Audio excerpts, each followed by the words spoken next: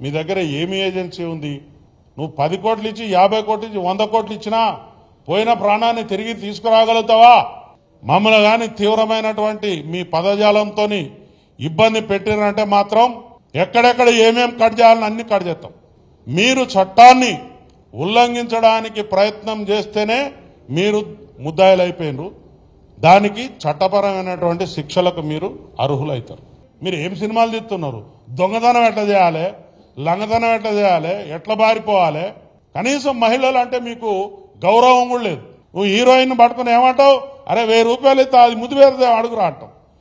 ఇదే నువ్వు నేర్పించేది? ఏం నేర్పిస్తున్నావు సమాజానికి? మీ తోలు మంచుకుంచుకోకపోతే తోలు పలగొడతాం.